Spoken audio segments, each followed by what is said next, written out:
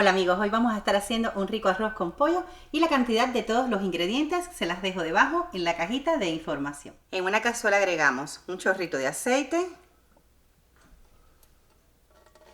Cuando comience a calentarse agregamos una cebolla cortadita bien pequeña y un pimiento.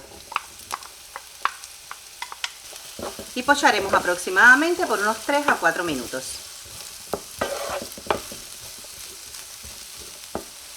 Seguidamente agregamos las pechugas de pollo. Aquí tengo 2 pechugas grandes de pollo que las he cortado en trozos.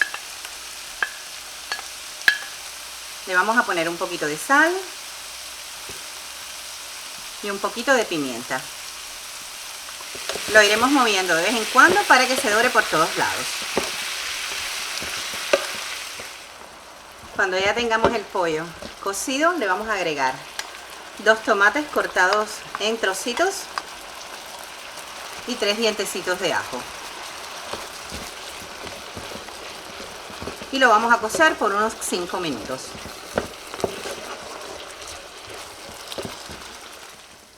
Cuando esté así de cocido y el agua del tomate se haya gastado, es momento de agregar el arroz.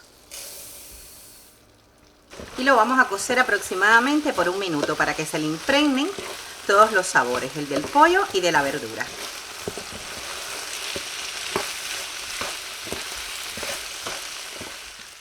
A continuación vamos a agregar el caldo de pollo y si no tienen caldo de pollo pueden agregar agua.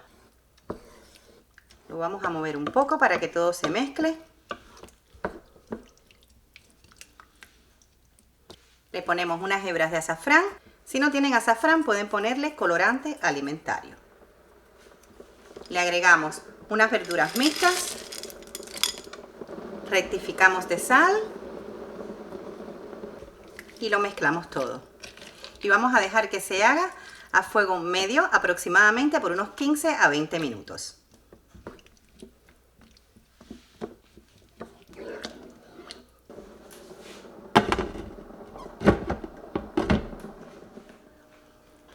Cuando ya lo tengamos así, que haya perdido todo su líquido, le ponemos por encima un poquito de perejil o cilantro, lo que ustedes prefieran. Lo tapamos y dejamos 5 minutos en reposo.